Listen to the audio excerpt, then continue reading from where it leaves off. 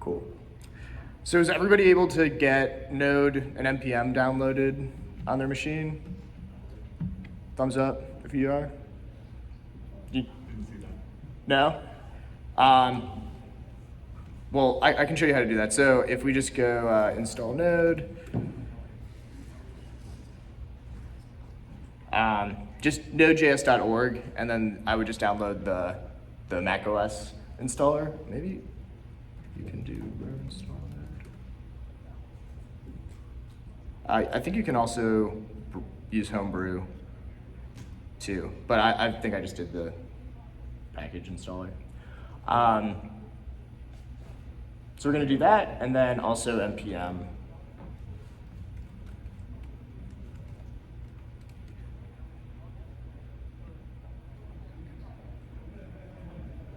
Which you need npm to install npm. I think the default installed node includes npm. Includes npm? Okay. I haven't done that in quite some time.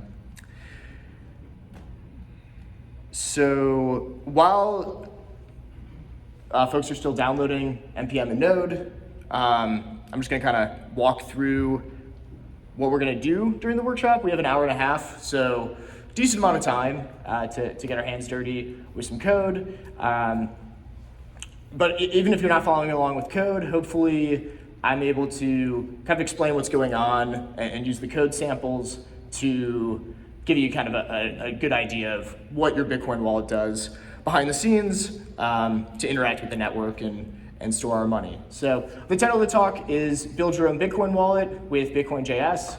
My name is Kevin Mulcrone. I'm a software engineer based out of Denver, Colorado. In my free time, I build and maintain a wallet called Lily Wallet, which is a desktop application that was primarily focused on multi-signature vaults and is now kind of progressed into just like a one-stop shop for all your Bitcoin. So multi-sig, single sig, and now Lightning as well. So I get my hands very dirty with BitcoinJS over the last 2 years, and was talking to Michael in Austin 2 months ago at PlubFi, and he asked me to come and just do like a workshop on BitcoinJS. So BitcoinJS, that's a good point. So we're gonna actually have a repo here.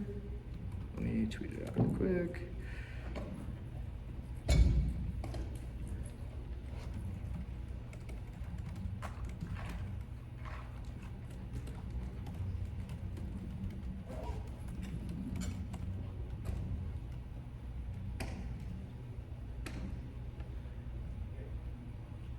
Cool. So if you go, I just tweeted it out on my Twitter. If you go to twitter.com/KAYBESEE, there'll be a link there to the repo. There's also some instructions too that are actually embedded in the repo, but this is kind of just like a launched, live version of it on Heroku if it loads. Sick. So twitter.com/KBC, there's a repo there. We're gonna be just git cloning that repo and then npm installing and then npm starting, and that's kind of like what we're gonna be working with today. That basically gives us like a boilerplate, a lot of just like HTML and CSS, and then we're gonna fill in the blanks of the actual logic with BitcoinJS. Is everybody able to find that repo on Twitter? Thumbs up? Yeah? Thumbs down? Are you? Okay. While people are doing that, I'm just gonna, again, just kind of give like an overview of what we're gonna do. The goal of the workshop is just to understand how our Bitcoin wallets work under the hood. So it's gonna be guided by code, but it should be high level enough for plebs. I write that, and then I was practicing it the other day, and if you're somewhat technical, it'll be high level enough for you. But through the workshop, we're gonna generate a seed phrase, we're gonna derive addresses from that seed phrase, we're then gonna query blockchain data using the Blockstream API to get some information about those addresses, and then ultimately we'll also construct a transaction and then broadcast it to the Bitcoin network. So kind of all the basic MVP functionality for a wallet. And then if we have time at the end, we can talk about, what is wrong with this wallet, what kind of like next steps we could do to improve upon it. And then ultimately the goal too of the workshop is just to have fun and do some code. So. Yeah.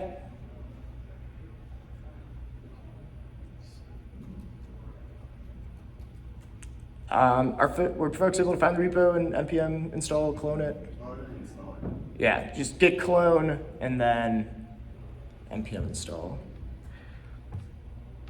Another thing with the repo is there are a few different branches on here, and each branch will correspond to, there's like a part 1, part 2, and part 3. So if you get stuck or anything throughout the workshop, you can always just go into those other branches, and that'll kind of like get you to where we are in those parts. So no Bitcoiner left behind.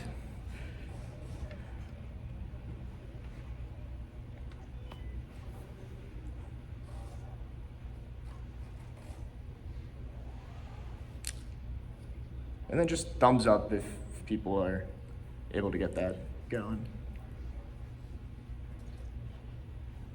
Just taking some time. Okay. If this Wi-Fi device goes, need some more Wi-Fi.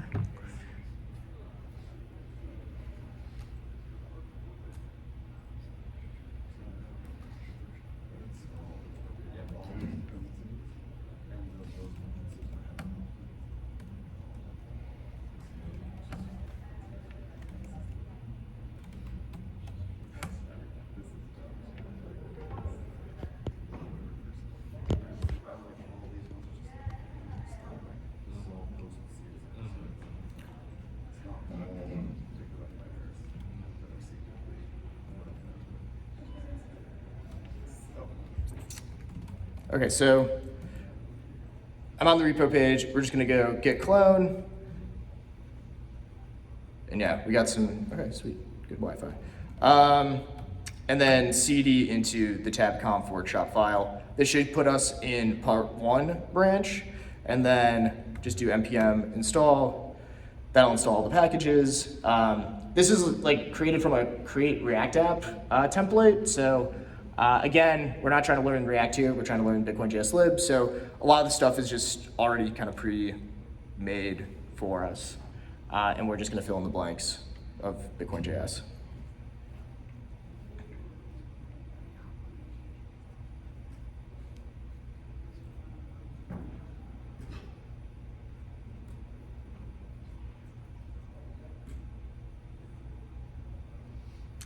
Cool.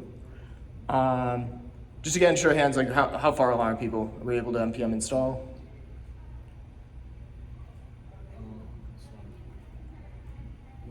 Waiting? Okay. How about folks in the back here? How about you? No? Oh, do you have Node installed? Okay. Did you find the repo? Were you able to clone it? No. Do you have Git installed? No? Okay. Okay, so let me see. Git cloning?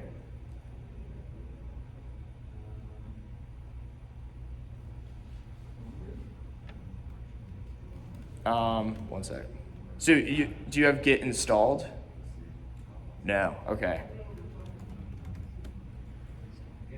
Let's see.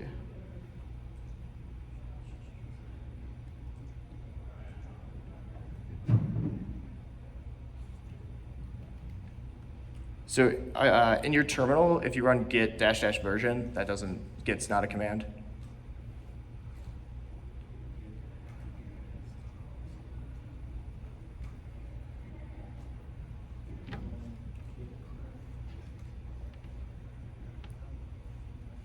Within Node.js, right? Just on your terminal. Yeah. Yeah, so if you run git -- version in your terminal, if you have Git installed, it should give you some sort of version there.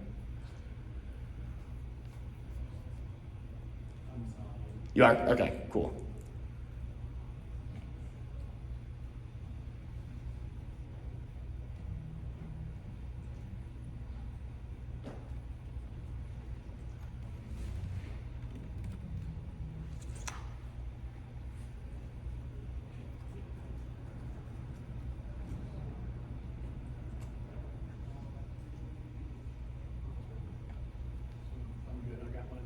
Cool.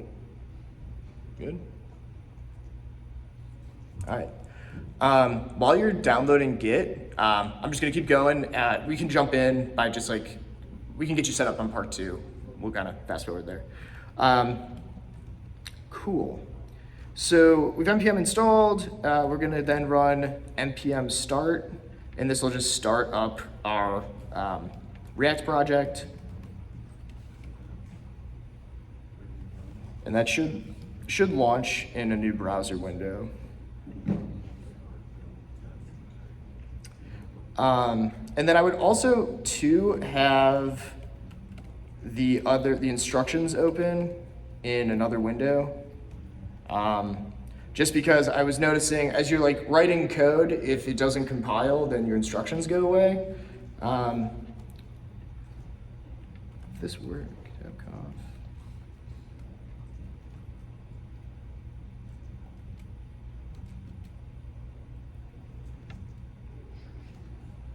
Oh, there we go, cool. So, cool, I'm just gonna jump into it then. So, just as an introduction, your Bitcoin is secured by, a seed phrase. If you've ever interacted with a Bitcoin hardware wallet before, you were instructed to write down a 24-word seed phrase in a certain order and told not to share that with anybody else. And so these 24 words are your seed phrase, and they're used to generate a private key. And that private key is what's used to derive public keys, which are then used to generate addresses that your Bitcoin wallet keeps track of. So if anybody finds the seed phrase, they can generate a private key, and then they can go and find your Bitcoin and then send it to their own address and steal all your Bitcoin. So definitely keep those safe. That sounds like a lot, and this kind of flowchart kind of shows how that works. We have seed phrase, private key. From the private key, we derive an extended public key. So if you've done anything with multi-sig, this is a word that's thrown out a lot, extended public key or xpub. And then from the extended public key, we're able to derive a bunch of child pub keys from there. And then from the child pub keys, we're then able to derive Bitcoin addresses. So that's represented in this flowchart here. It sounds like a lot, and so, but we can walk through it with code and see exactly how that all works. So the first step in this is actually generating the mnemonic. So Bitcoin, one sec. Actually, so BitcoinJS is actually a collection of a few different JavaScript libraries with Bitcoin-related functions. So it's actually a suite of JavaScript Bitcoin packages. Most of them have TypeScript support, and it's maintained by a guy named Jonathan Underwood, who is J_W on GitHub. And he's really a great maintainer. He responds to a lot of issues and is constantly improving the project. So we're to start off, just install BIP39, which is a package in kind of the BitcoinJS suite. So if we click on this command here and then go to our terminal, I would open up a new window in our terminal and then just run npm install BIP39.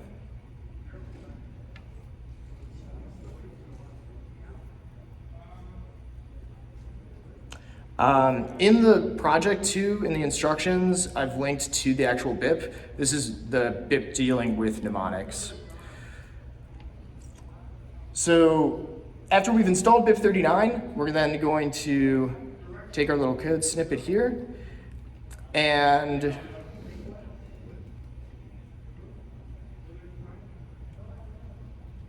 one sec.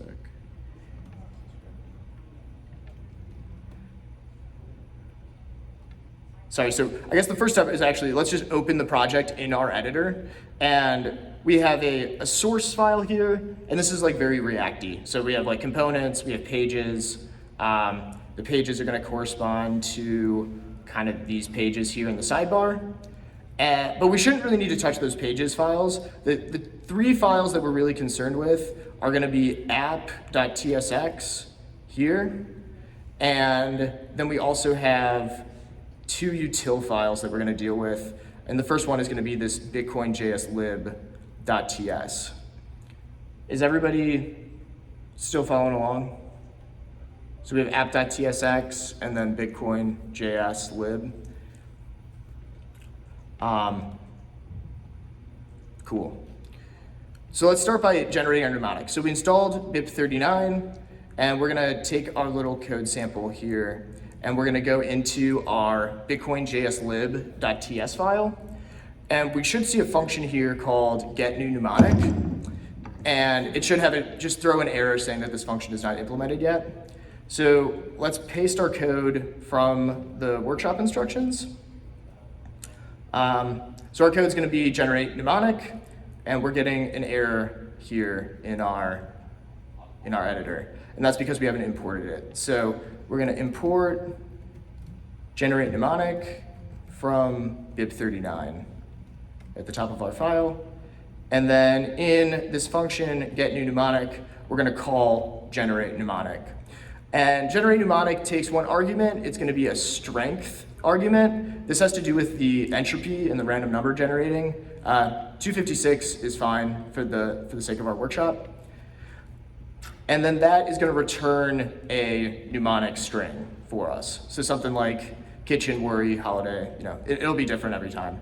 And then we're going to return that mnemonic from this function.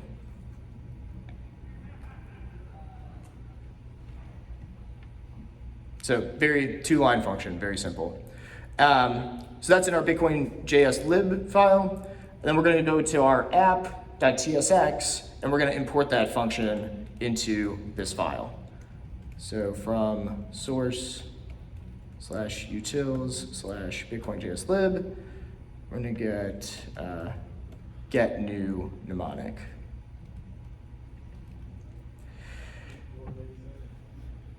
Say again? It's called source/src/utils/BitcoinJS lib. So I realize this is really small. Can everybody see that okay? The code editor?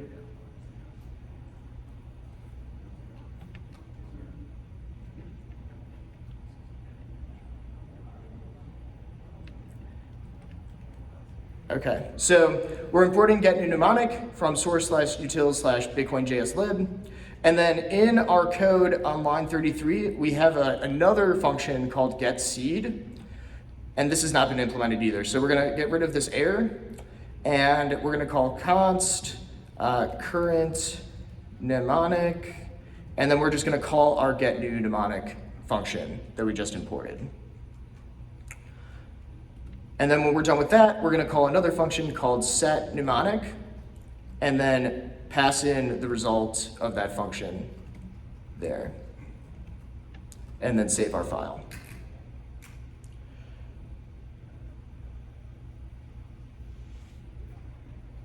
So what this, if we can check if this is working, we can go to our UI and go to the settings tab here, and if you see this little eye here, we can click on this, and we are generating a ton of mnemonics.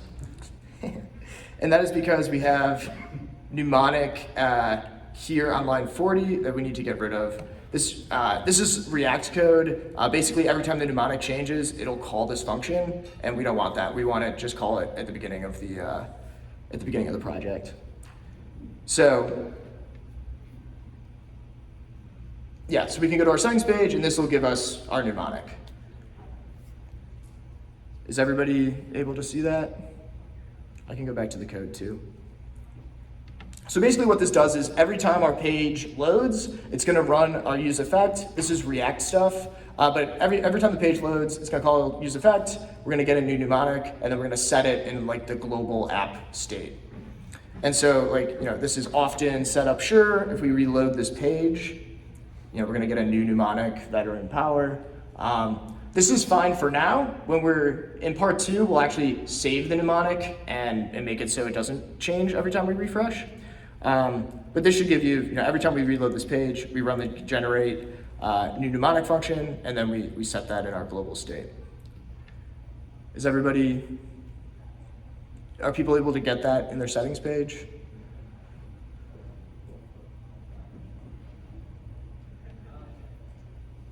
So you asked us to bring the BitcoinJS engine file?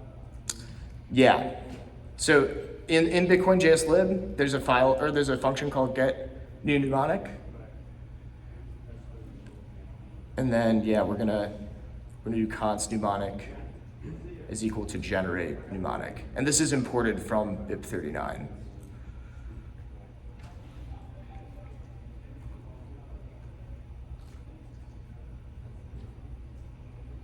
And then we just return the result of that from that function.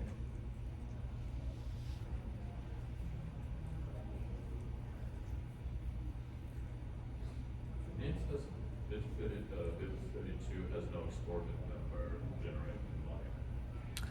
Oh, so it's going to be from BIP39. Sorry. Not bad. No, you're good.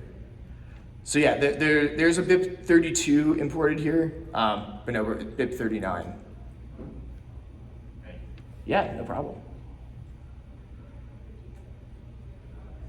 On app TSX, Mhm. the import generate mnemonic and write the 2 lines in there yourself. I would do it in BitcoinJS lib TS. I would do, yeah, and then just to like keep all of the BitcoinJS code in this file, and then we export these functions, and then I would use those in the app.tsx. So let me actually put these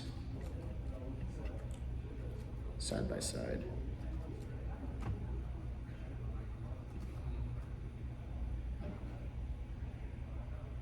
So BitcoinJS lib, we have get new mnemonic, and then we're importing that into app.tsx.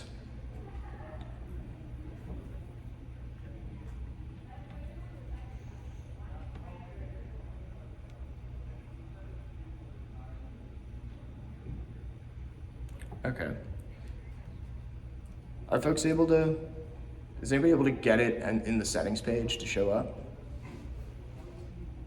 Yeah? Good, sweet.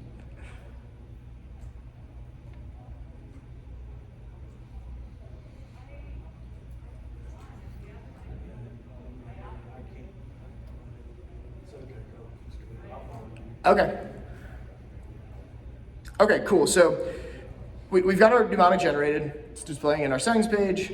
The next part is from the mnemonic, we're going to derive a private key. So this is going to require npm installing BIP32. So again, we're going to go to terminal. We're going to copy that code and then do npm install BIP32. Again, this is another library within BitcoinJS lib, dealing, based just with like BIP32, like HD wallet stuff. So this will give us, all the functions that we'll use to derive public keys and child public keys and addresses.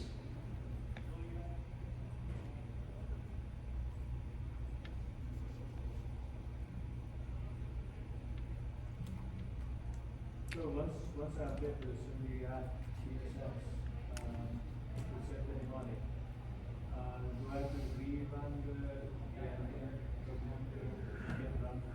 No, so it should be hot reloading for you.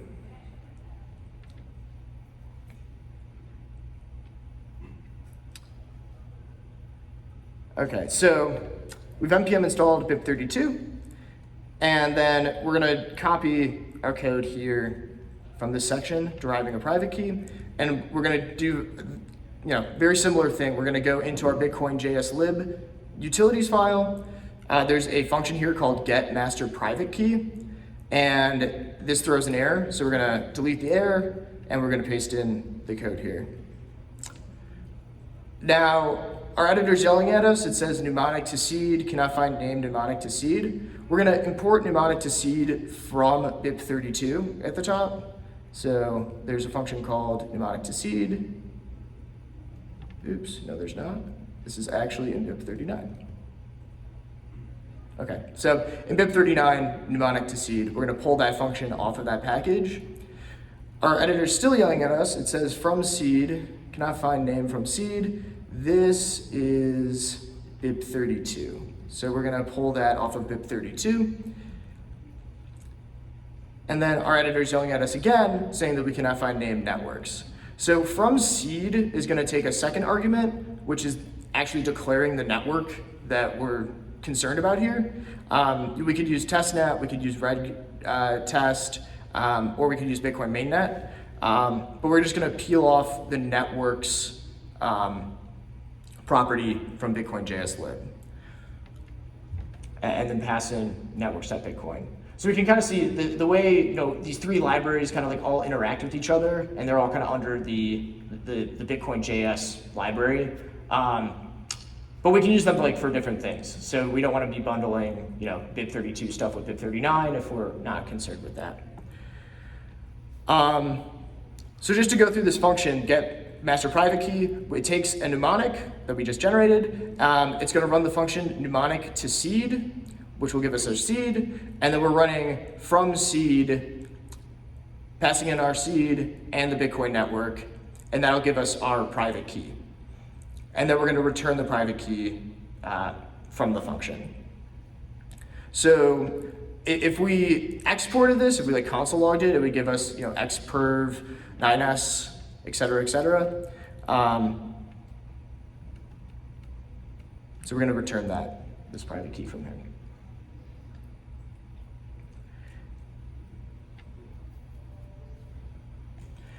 And then in our app.tsx file, we're going to call that function. So we're going to do const current private key is equal to, we're going to actually export that function from our utils file and do get master private key, export that from BitcoinJS libutil, and then we'll call that get master private key from, and pass in our mnemonic.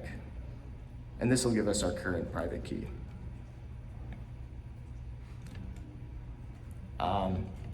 So again, kind of going through this flow chart here, you know, we've generated our seed, and now we've generated our private key from that seed.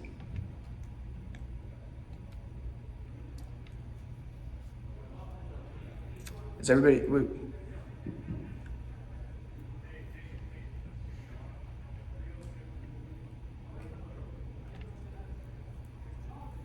And we're going to use the private key to get our xpub, but is everybody able to write these functions? Yeah, question. I have one question. For in BitcoinJS /lib, Yep. the interface, the interface is TypeScript, What? lining or Well, is that in the BitcoinJS lib file? Yeah, on the left for T3, on the right side, where it says promise, that like promise BIP32 interface. Yeah. It's for some reason screen says function whose declared type is neither void nor any must return value. Are you returning the private key?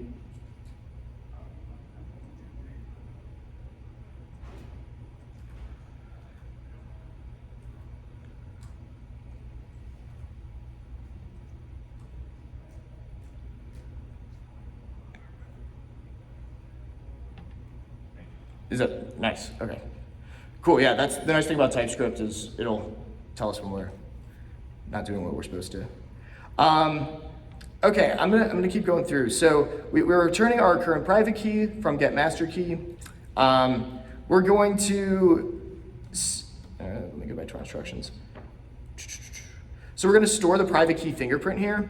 We're gonna use this later on when we're actually like creating a transaction and sending. But basically, every private key has what's called a fingerprint. It's the first 32 bits of an identifier. And it's basically just important because it lines up, if you have like a private key and then you have a public key, it just lines those up to make sure they have the same fingerprint so that BitcoinJS lib can like, and actually really most Bitcoin wallets will know that like this public key corresponds with this private key. And if they don't correspond together, then it can say, hey, this private key does not control this public key. So we're gonna just call a function called set master fingerprint, and we're gonna store our current private key dot fingerprint there. And this is just, oops. Okay, so our editor is yelling at us. It has this await here. So actually get master private key returns a promise. So we actually have to call await get master private key. This is JavaScript stuff, not super important to BitcoinJS lib. So we're gonna do const current private key is equal to await get master private key. And then we're gonna set the private key .fingerprint in global state.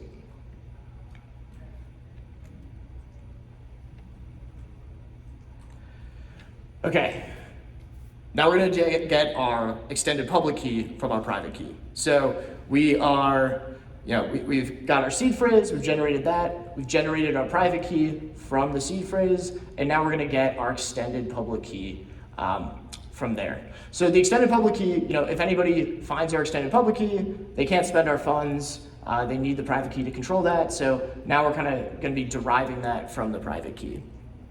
So we go into our instructions, generating an extended public key.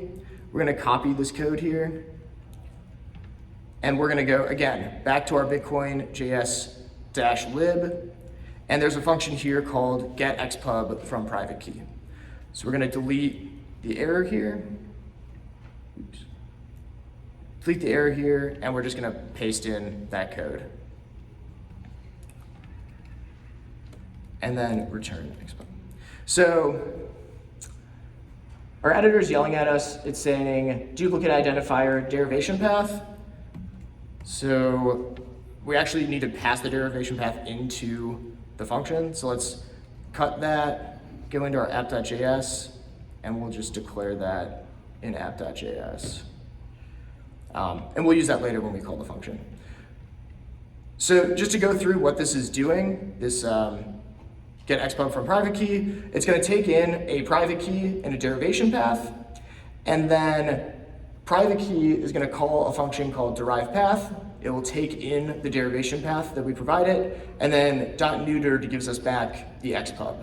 And then we're gonna just return that call to base 58, which converts it into a string, and then we're just gonna return that string to our app.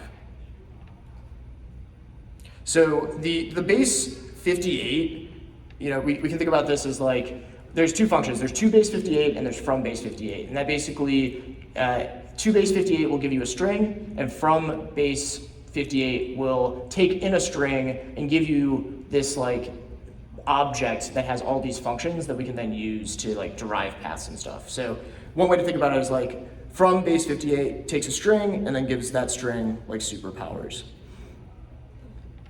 So in our app.tsx, we're gonna export that function that we just made, get xpub from private key, const current xpub is equal to get xpub from private key. We'll pass in our current private key, and then that derivation path that we declared here.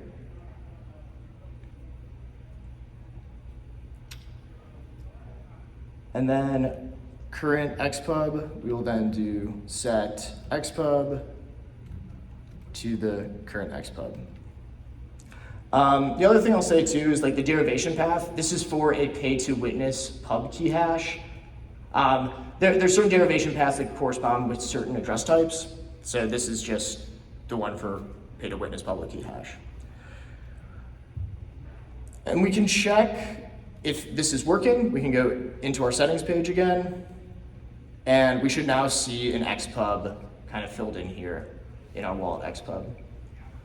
Are people able to get that, or do you want me to go back to the code?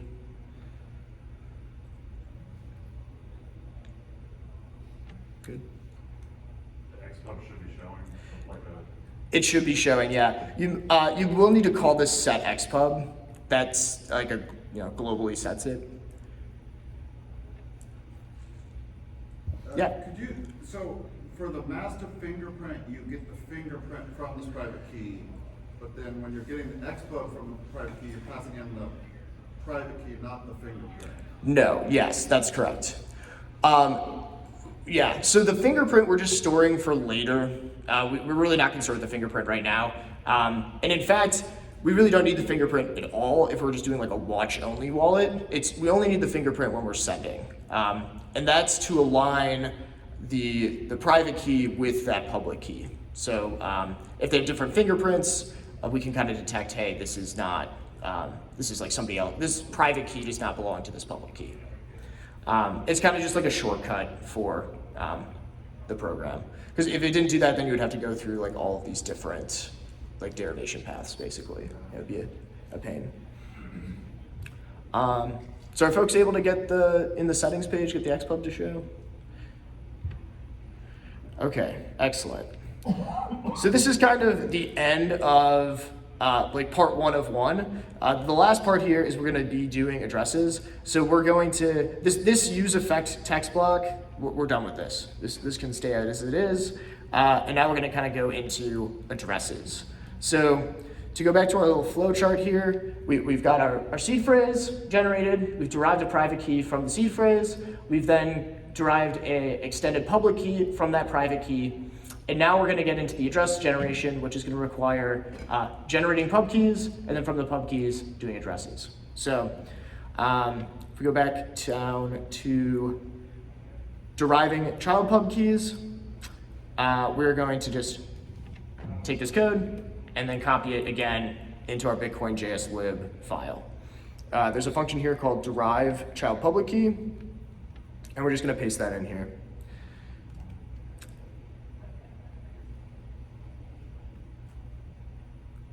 So my editor's yelling at me. It says, cannot find name BIP32. We're going to delete this guy and go to the top of our file and just export from base 58 from BIP32.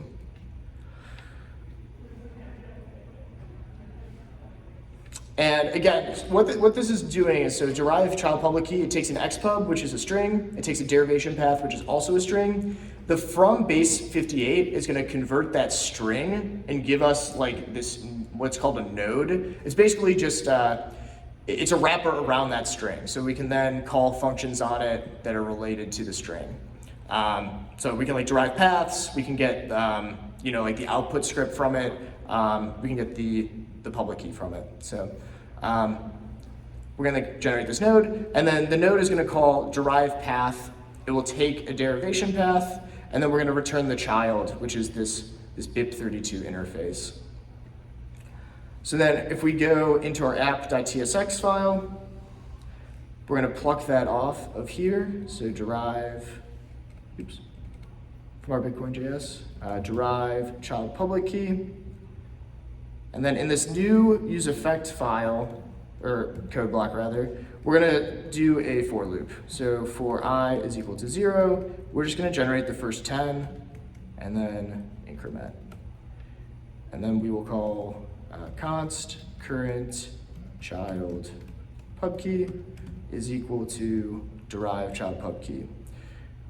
We're going to put our xpub in here and then derivation path. So derivation path is underlined here. It says cannot find name derivation path. So we're going to define that here. So we're going to do const current derivation path is equal to 0 and slash the index. So what this is going to do, and then current derivation path is the second argument. So what this is going to do is we're going to do a for loop. We're going to go through 10 times. We're going to have a current derivation path, which is 0 slash the index, and then we're going to throw that into our derive child public key with our xpub. And what this does is we have our xpub here that we've derived from that first derivation path. And now we're going to go in and say, okay, we want the first public key, we want the second public key, third public key, fourth public key, and just like derive those from here.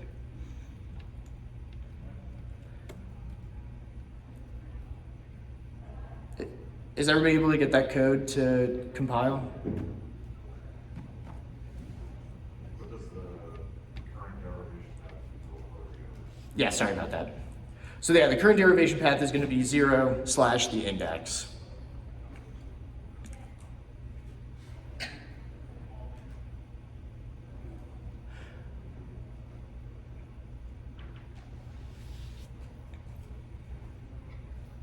And then if people need the Derive child public key, I can show that as well. Well, this will make like 10 addresses or 10 pubs. Yeah, so we're gonna cycle through, this will make 10 pubs, and the next part right here, we're gonna actually get the address from that. What's the limit on the number that you can create? I think like infinity. No. Yeah. And is that the same for addresses too? Yeah, so there's really a one-to-one relationship between the pub keys and the addresses. So yeah, you can really have like an infinite amount of addresses, which is fascinating. But we can get into this actually in the next part, but there's a thing called like a gap limit. So like your wallet isn't gonna go through infinity and just keep deriving and keep pinging. There's a thing called a gap limit, which it'll go and say, okay, make the first public key, get the address, ping the blockchain, is there anything here? If there's something there, it'll go to the next one, is there something here? And then the gap limit is like, okay, if there's like 10 addresses that don't have anything, it'll just stop looking. It'll say, okay, there's no point. And the gap limit kind of depends on the wallet. Obviously, like exchanges have like enormous gap limits because they're using so many things. But kind of personal Bitcoin wallets, they're probably going to use 10 maybe. You hit the generate new address 10 times, and that's about it. So we have our child pub key. Now this is the fun part. Let's like get some addresses going. So we're gonna copy this code from the generate an address block. I'm gonna go back to our BitcoinJS lib utils file, and there's a function here called get address from child pub key. We're gonna remove the error, and we're just gonna paste that code here. So this get address from pub key, it just takes the child pub key, and then it calls a function called payments, which is taken from the BitcoinJS lib library. So we're gonna call payments.payToWitness p2wpkh, which is pay to witness pub key hash. And that's gonna take two arguments. It's gonna take a pub key, so child.pub key, so we're passing that in, and then whatever Bitcoin network you're using. So we're gonna do mainnet Bitcoin. And then we're just gonna return that address. So it takes a pub key, child pub key, and returns an address. And then in our app.tsx file, we can go to the top here and just pull off that file, or that function. So get address from child pub key, and then we can create a new variable, const current address is equal to get address from child pub key, and we'll just throw in current child pub key. So right now, our loop is just going through 10 times, making a new derivation path, getting the current child pub key, and then using the current child pub key to get an address. What we're gonna do too is we're going to create kind of like a global array here that we're gonna then add these addresses to. So we'll say const current address batch. We'll declare this as an array of addresses, and then we'll just set it to an empty array. And then when we make our current address, we'll then just push that address to our current address batch.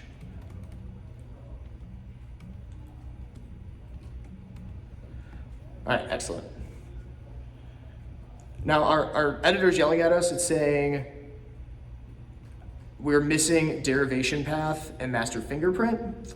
So address has a few, it's decorated a little bit. So we're actually gonna append some other information as we're making these addresses. So I'm gonna make this an object. I'm gonna spread the current address. This is like very JavaScripty, but we're gonna spread that address, and then we're gonna put in current, or derivation path is equal to current derivation path, and then the master fingerprint, we're gonna, again, that's why we like stored that earlier in the presentation. So this is very JavaScripty. So what this is doing is we're getting our current address, that's an object, we're spreading that out, and then we're just adding on derivation path and master fingerprint to this current address batch. And we're going to use that later on when we're actually like sending transactions. And then when we're done with that, we can then do current set addresses, and we'll set that to our current address batch.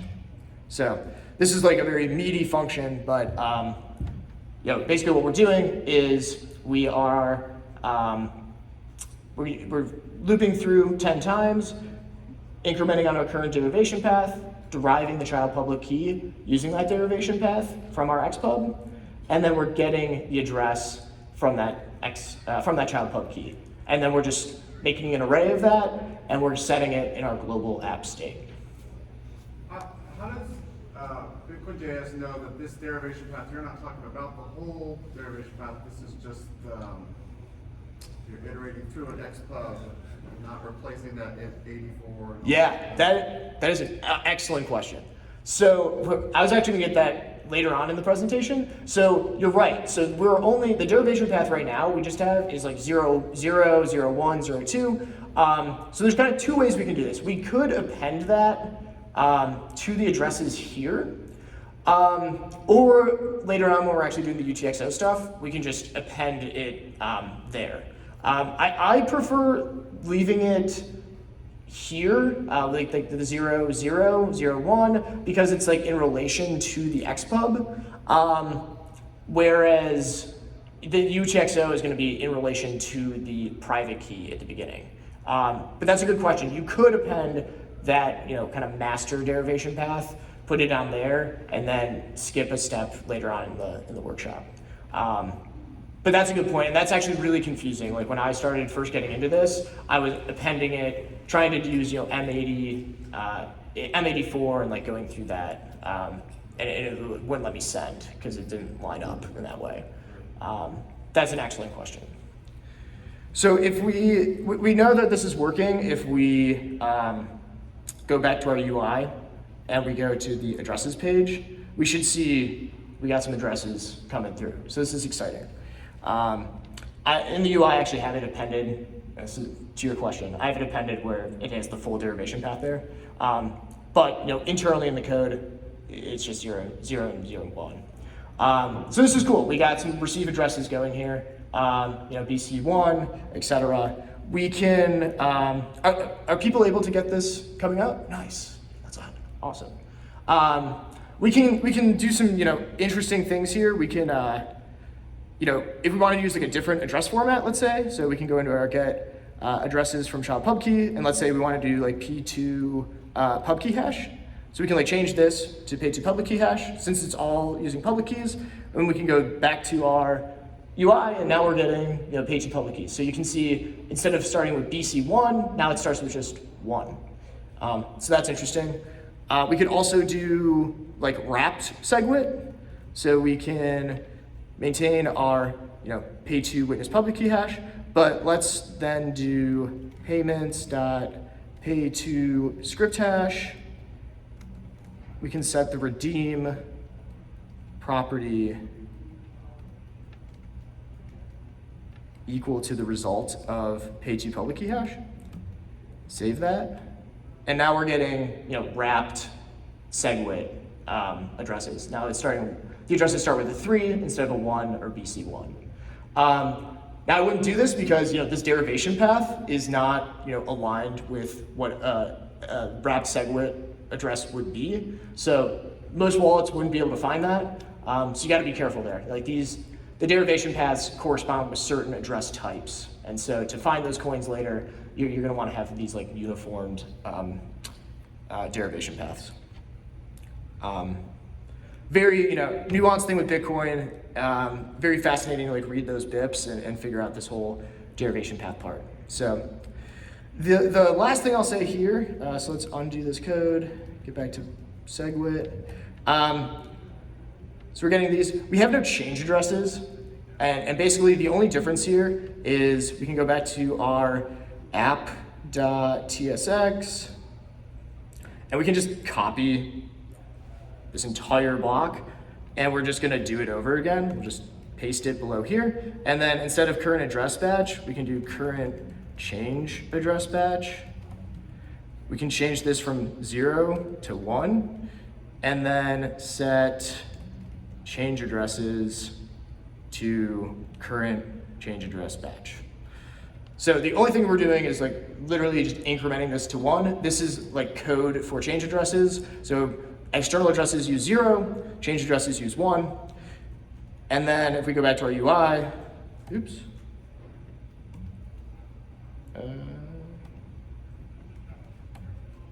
Set change.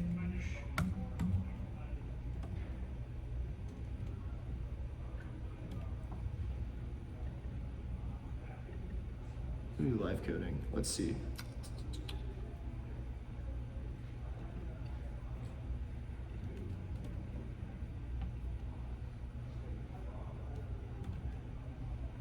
All right, well, we can see we have 20 now. So this, at the bottom of this, there must be some UI logic here, but at the bottom of this, we can see, this is like 1.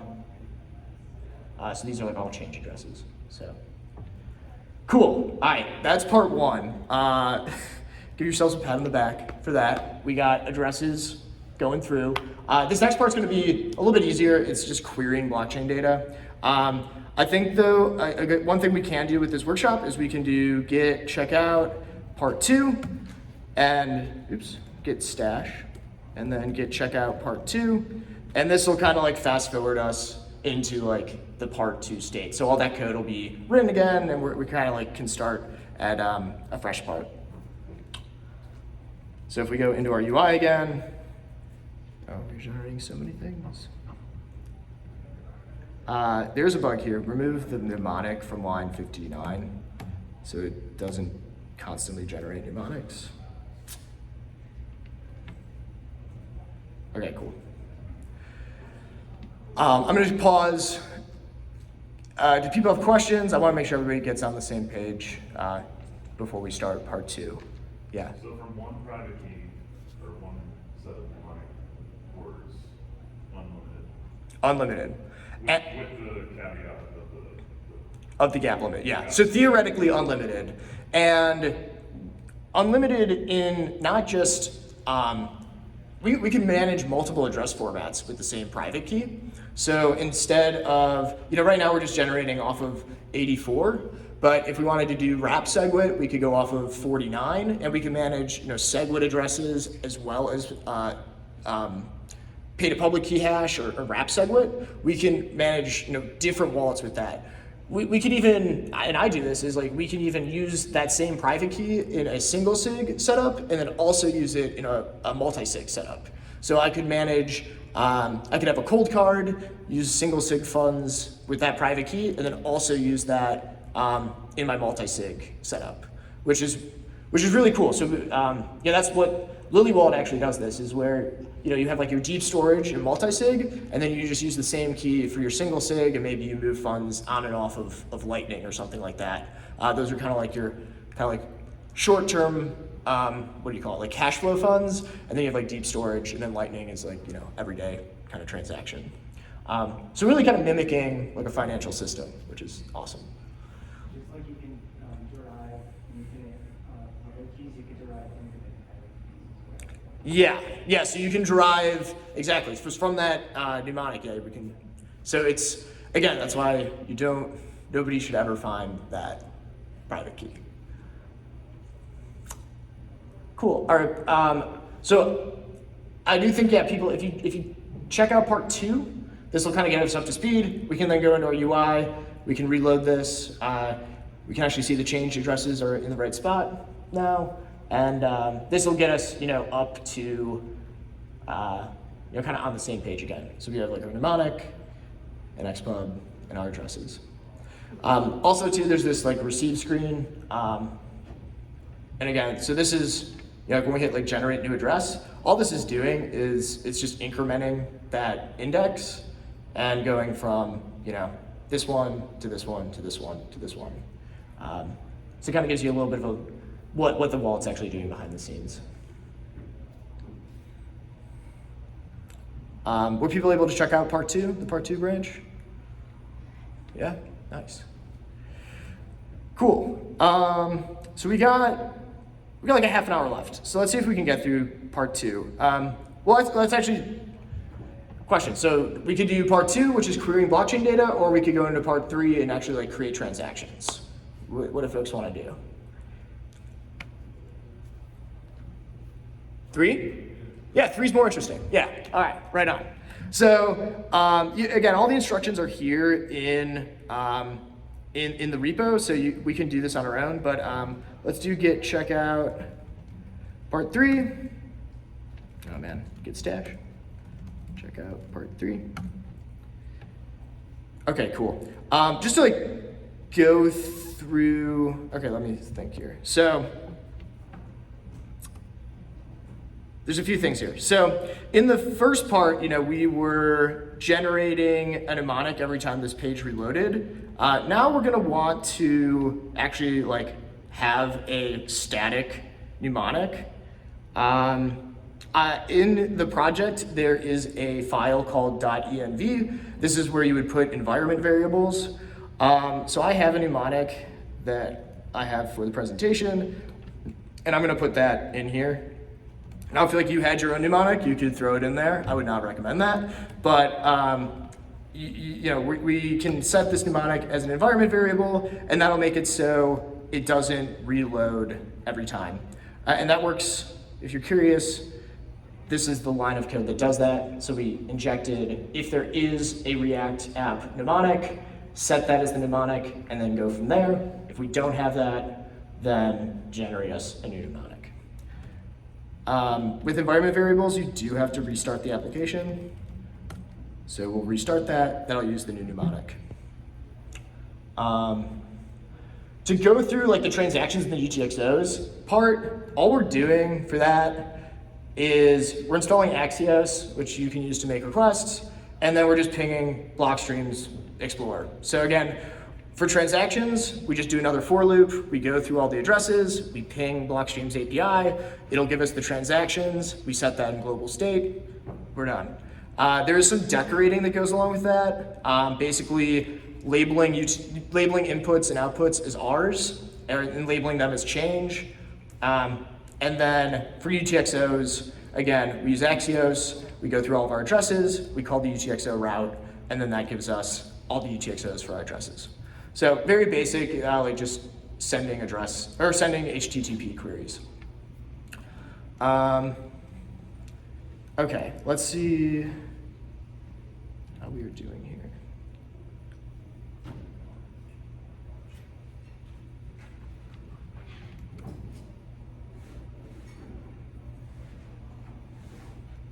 All right, cool. So we're in part 3. I put in my mnemonic. I would give the mnemonic to you guys, but I don't want you to steal all my coins. So I'm just gonna have this here.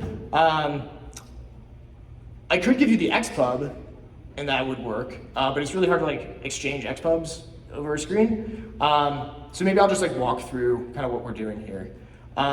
So here, we have a mnemonic. We've got some transactions here. This is from, what's today? This is from like 2 days ago. I sent some sats. Again, a few days ago, some sats. And this is like the transaction that it's in. We've received some sats last week, and here's some other transactions. In the same vein, oops. We also have some UTXOs. So from some of this transaction, we have the first index that belongs to me, and this is the the address that belongs to in the derivation path. So a lot of data here, but the main thing is just this is the transaction ID, this is the address that UTXO belongs to, and this is like what block that UTXO is in, and then this is the value over here. So let's go and actually create a transaction. So right now we have a minimally viable read-only wallet. This is something we could use to keep track of our relevant blockchain information that we control, but we can't send money to people. So we're gonna install another library to do that. This one is called CoinSelect. So we're gonna do npm install CoinSelect. Again, this is in like the BitcoinJS lib family. This library is actually kind of older. There probably could be some TLC. It's not TypeScript, so I added my own types to this project, but it still works really well. So we're gonna npm install that, and then in order to create a transaction, we're gonna write a function that takes the UTXOs that we got in part 2, an address that we want to send the coins to, an amount that we want to send, and then a change address to send back any change that we have. So I'm gonna copy, like all things, I'm just gonna copy this code here, and then I can walk through it. Again, we're gonna go into our BitcoinJS lib file, and there is a function here called create transaction, and we're just gonna copy that code in here. So multiple things here. It's saying cannot find get fee rate. We're actually gonna comment this out. And then cannot find name coin select. So we're gonna import that coin select library here. Excellent, okay. And then this is yelling at me, cannot find name fee rate. So get fee rate, we can just, we're gonna put as 1. Normally what you would do in a wallet is you would actually check the mempool, see, what is the current fee rate. So right now it's like 12 if we want to get into the next block, 10 if we want to wait longer. So we would query that, and then depending on how fast we wanted to get, our transaction in, we would then put that in as this argument here. But we're just gonna put in 1 VB per byte because we don't care, how long that takes to get in. So let's walk through this function then. Let's see.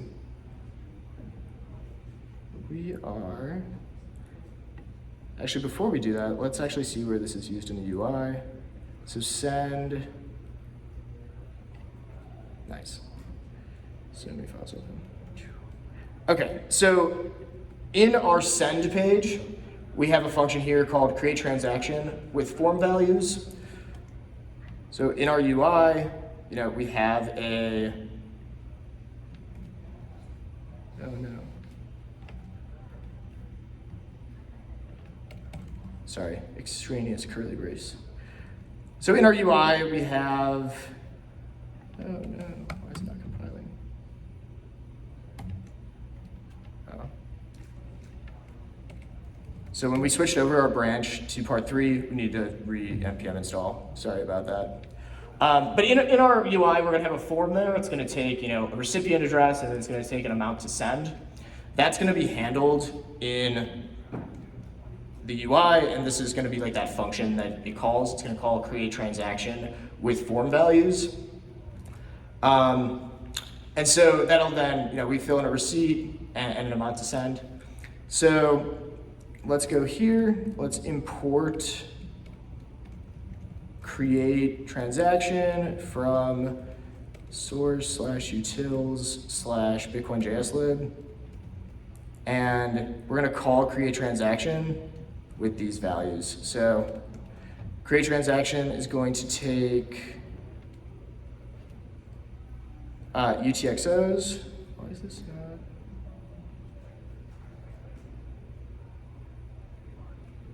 not? This is yelling at me because I can't spell, sorry. All right, so we're import create transaction from BitcoinJS lib. We call it here with our form values, and it's gonna ask for our UTXOs. So we're gonna put our UTXOs in there that we queried from part 2. It's gonna ask for our recipient address. So we're gonna take it from the top here, recipient address. It's gonna ask for an amount, again, passing that in from the form, and then a change address. So we're gonna do change addresses and then just pluck off that first one.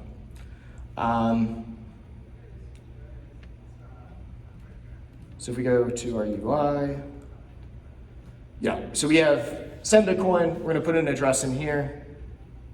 We'll just take one that we know and control, and then we're gonna send 10,000 Satoshis. And then hit create transaction. And it's not gonna do anything. And that is because we're not setting it here. So let's set it here. One second. Sorry, I'm gonna take a step back. So we're gonna write this function, this create transaction function. So we call it here, we have recipient address and amount to send from our form, and then we pass it to this function with our UTXOs and a change address. So in the function itself, we take UTXOs, recipient address, amount in Satoshis, and change address, and we're gonna pass it into the CoinSelect function. So CoinSelect, the first argument is gonna be our UTXOs, so that's gonna be like the inputs that we're dealing with. The second argument is going to be an array of addresses and values where we want to send funds to. And then the third argument is just going to be the fee rate at which we want to send this transaction in. So our recipient address is going to be one of the outputs. The value is going to be the amount that we put in the form. And we're going to send it through the CoinSelect algorithm. And then that's going to return to us three things. It's going to return inputs, it's going to return outputs, and it's going to return fee. And so the first thing we should do is we should check if there aren't any inputs and there aren't any outputs, that just means that CoinSelect wasn't able to get an appropriate amount combination. It's like I only have 1,000 Satoshis and I'm trying to send 2,000. Like it wouldn't be able to select the appropriate amount of coins, so it just gives up. Also with the fee, we should probably check, if the fee is greater than the amount that we want to send, we should also probably throw an error, because that means we're either sending too little or fees are ridiculous.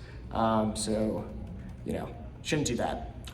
But after we get through these two checks, we now have an adequate amount of inputs, an adequate amount of outputs, and we can actually create the transaction. So BitcoinJS lib has a PSBT object that we can export, and it has all of these functions then that we can use with that. So we're going to create a new PSBT. We're going to set the network to the Bitcoin mainnet network, and then that's just going to return an empty PSBT object. The only thing out here is that we're using mainnet Bitcoin.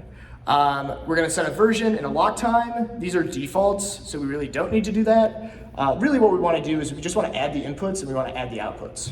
So for each input that CoinSelect returns for us, we're going to go do for each. And for each of those inputs, we're going to call psbt.addInput.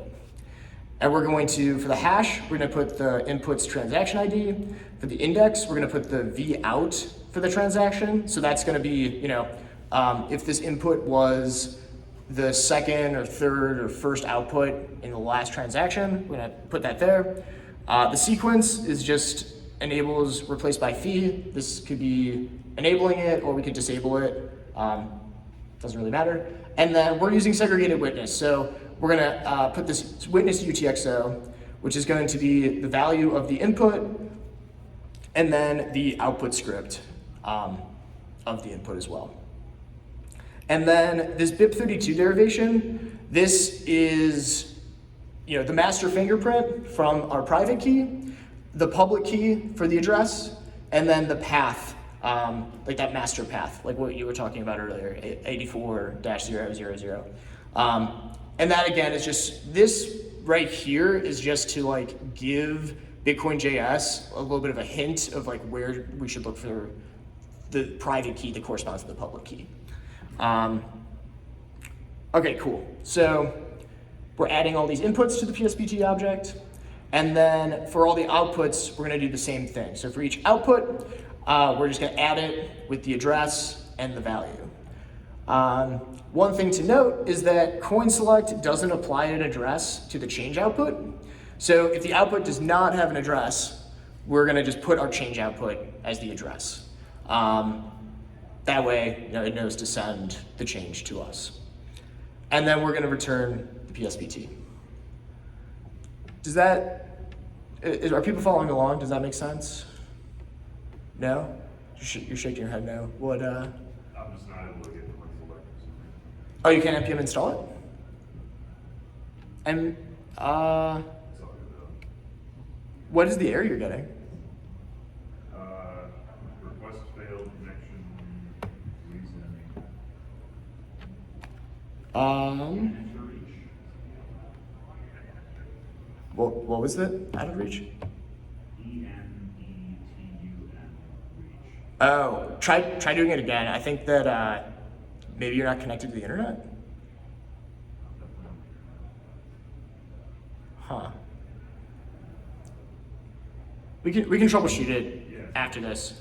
We got like 15 minutes, so we're gonna return the PS. Yeah. I was curious, so you're looping through these inputs and then you're getting values off of them to create the PSBT. Are you doing that because there aren't really same defaults for like a more, I can imagine a more ergonomic thing where you just PSBT add input and then just throw the input in? Right. Totally. What are you worried about, or what pitfalls are there with doing that? Great. You were great questions. So, so the inputs can be like different. It really depends on like address type. John actually in his tests probably has a more elegant way of doing this. But the big thing is, so like witness UTXO. Like witness UTXO only really applies to if the input is a pay to witness pub key. If we could also have like redeem script, which could be relevant. What is the other one? Non-witness UTXO, which could be relevant depending on the address type. And then also too, we're using like the output here for the script. I think it's either redeem script or non-UTXO. We'll actually just use the pub key instead of the script. So yeah, why is it not one-to-one? John in his tests has, I can show it to you later, but he has a way more elegant way where basically he creates an object here called like, he does like something like const current input is equal to like this minus the witness UTXO, and then if whatever payment type it is, add on redeem script or add on witness UTXO, something like that. That is a great question though. Yeah, it would be nice if it was a one-to-one, but it's just the way that kind of these addresses and stuff work, or not the addresses, the different like payment, address types, and what like information you need for those. Cool. So we're returning a PSBT from that, and if we go to our send page, we can just do current PSBT is equal to the result of this create transaction, and then we can set the transaction equal to the current PSBT. But this is yelling at us. Oh, create transaction is a promise, so we'll await that. Cool. So if we go to our receive, let's get a new address. We will send 10,000, and it will not go through. One sec.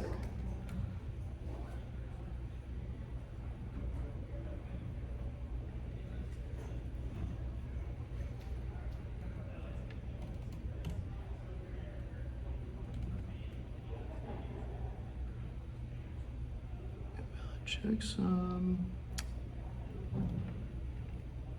All right, let's see. No. Create transaction, fee rate. Sorry, live demo. Let's see if we're getting a current PSBT back from here.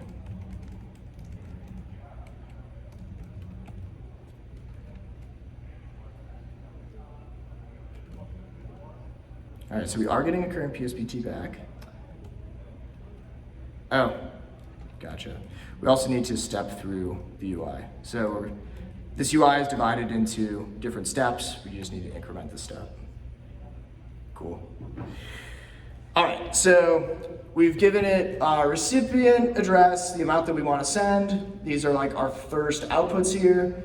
We're then getting our change address here, and we're using two inputs from the coin select algorithm to make this.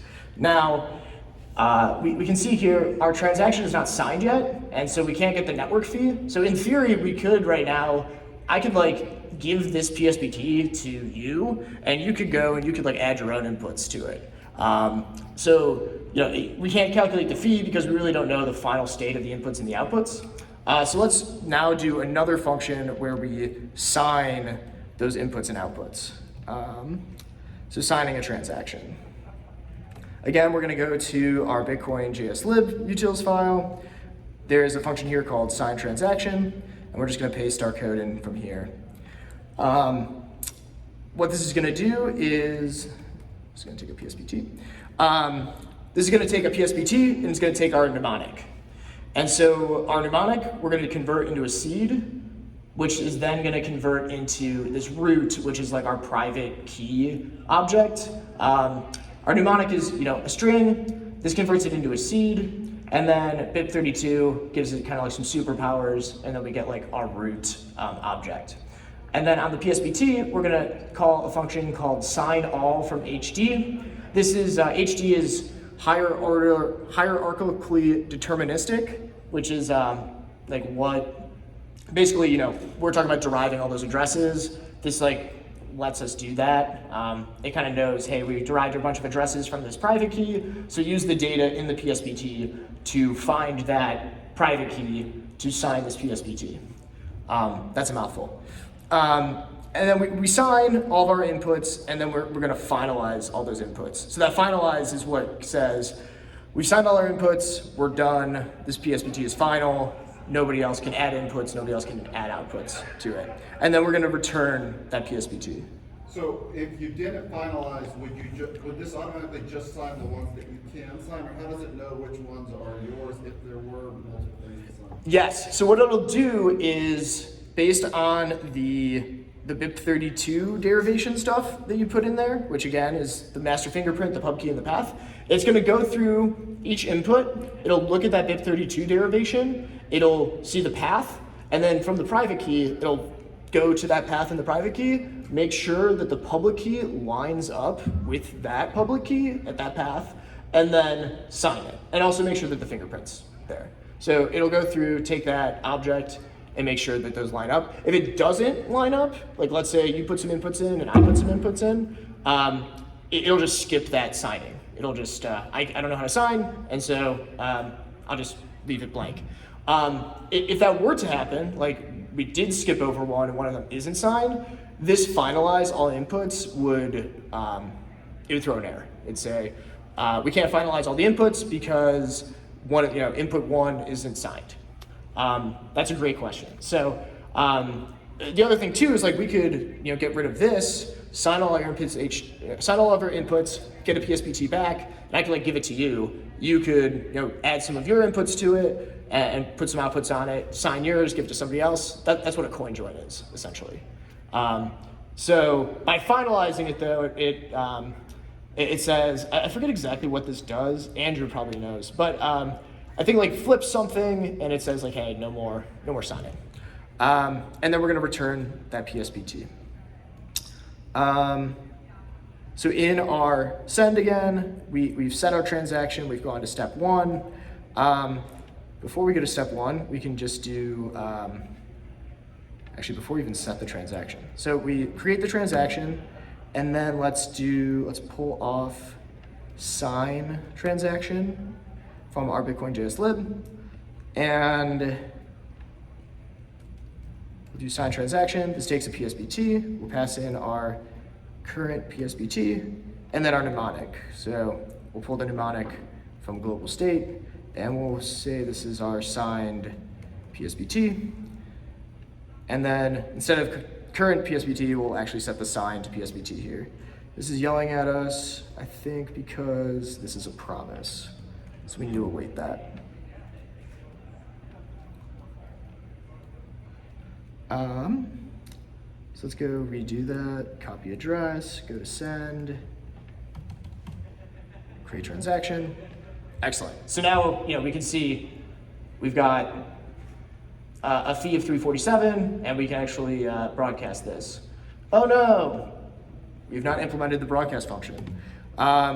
This one's super boring. All this does is you basically, we have our signed PSBT. I'm just gonna do it for brevity's sake. We have signed PSBT. We're gonna call extract transaction, and then we're gonna do 2 hex. That'll give us the hex value of it, and then we broadcast that to Blockstream. We just hit blockstream.info/API/TX, and we do a post request with that transaction hex. I can show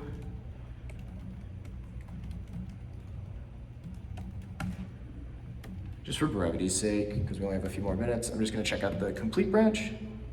I don't think I need to npm install anything.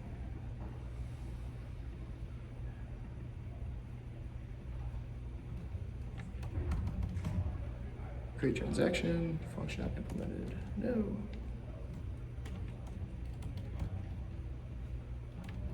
Oh man, let's see.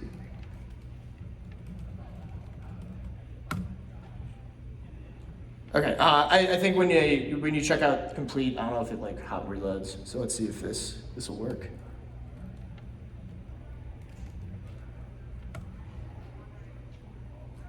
It should.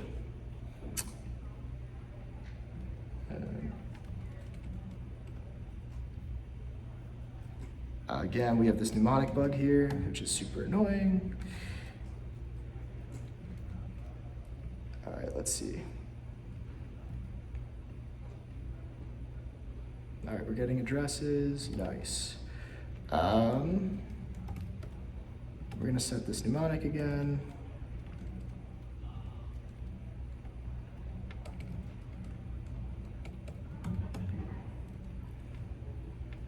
And restart the app. Sorry about that. Basically, all I wanted to show is like, we'll sign it and then we'll send it, prove that it actually like works and does stuff. But while we're doing that, does anybody else have any more questions? I know that's like an hour and a half and it's like a ton of information. So I appreciate all you sticking through it. But yeah, it's BitcoinJS. If you do JavaScript stuff, it's a great library. It's got PSPT support. The one thing it's still lacking is pay to Taproot support. I know John's working on it. I know the guys at BitGo are kind of writing their own implementation and are going to merge it in there eventually. I saw that on like the GitHub issues. So that's exciting to have that going.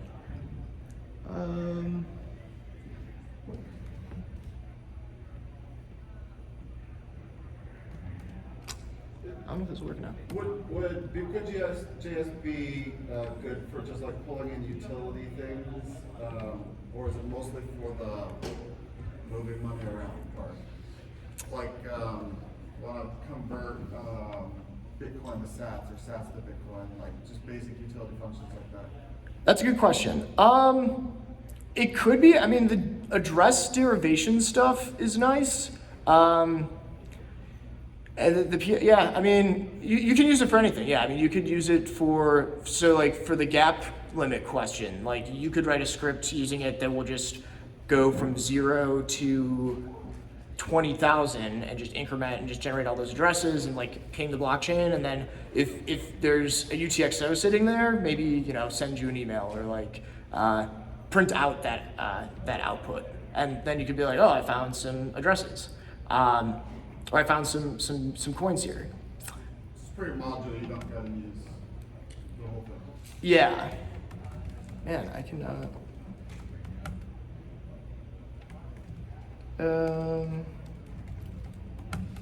for some reason it's not pulling in the UTXOs, which is a bummer. But yeah, one sec, let me just see.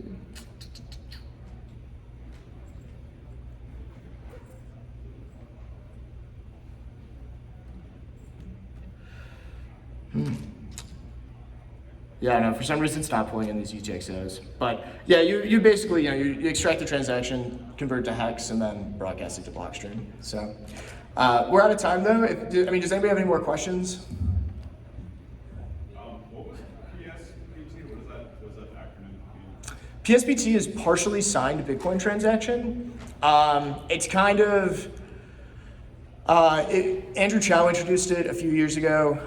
It's basically like a standard for, it's kind of like a standard for like kind of share, that's a good question. It's just like a standard for like creating transactions, I guess. So before, kind of like traditional old school Bitcoin would be like, protected by a public key, and there really is no concept of like partially signed. It's either like you sign it or you don't. But with like the introduction of like multi-sig, you could have this Bitcoin transaction that has like one signature on it, but not the two that are required for it. And so it's kind of just like a format that's used to a standard in a format that's used to like pass around these partially signed transactions. So just gives a little bit more power to Bitcoin. Yeah. Excellent. Well, if anybody has any more questions, feel free to find me after. I really appreciate you guys sticking around and listening to me ramble about creating transactions and stuff like that. But definitely check out BitcoinJS library. If Jonathan is super responsive, like under 12 hours, he will respond to you and walk you through any help that you guys need. Also, if you are working on like a project of your own and run into anything, definitely feel free to hit me up on Twitter. It's just at that KBC. I've got my hands like all over this project, so I know if you guys get stuck, I can definitely help you out. So, cool. Thanks. Yeah.